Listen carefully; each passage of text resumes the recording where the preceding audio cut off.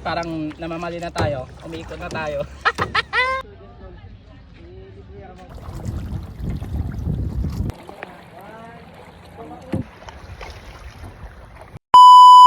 Muling nagbabalik si Papa Japs para ikay pasayahin. At this moment naman guys, ayan, nakasakay na kami dito sa e-bus na half on half off. Yung 250 pesos namin guys, ayan, magagamit na namin siya within 24 hours. Card siya na babayaran mo, tapos ayan, magagamit mo na siya the whole day. Kaya supportive po nito guys, sa mga nagtitipid.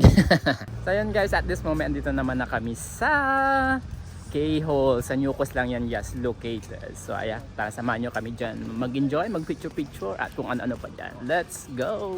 Finally, andito na kami sa K-Hall, ayan guys. At ito yung isa sa pinaka-landmark dito sa Newcos, Boracay. Kaya ayan guys, andito pa rin kami ngayon sa Newcos. Ayan, dito kami mag-kikristay kaya kasi dito yung magandang place at magandang view. Tapos guys, itong sandcastle mo, background mo is K-Hall, diba? Ang ganda.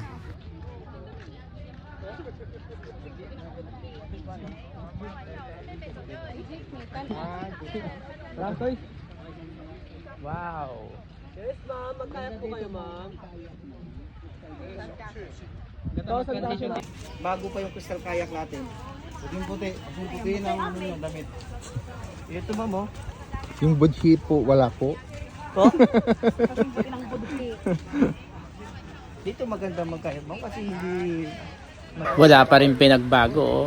Mas gumanda pa lalo. Parang namamali na tayo. Umiikot na tayo. So ayun guys, kapag may time kayo, you can visit Boracay Newcos. Ayan, dito lang din yan sa Boracay. Kasi sa pangalawang pagkakataon namin papunta dito, ayan, nakakainab talaga ang Boracay. So ayun guys, tulugan tayo od. Yun. So happy yan kahit na kinakabahan sa bangka. Siyempre kahit na hindi na kaya ng bangka, tuloy pa rin ang drama, no?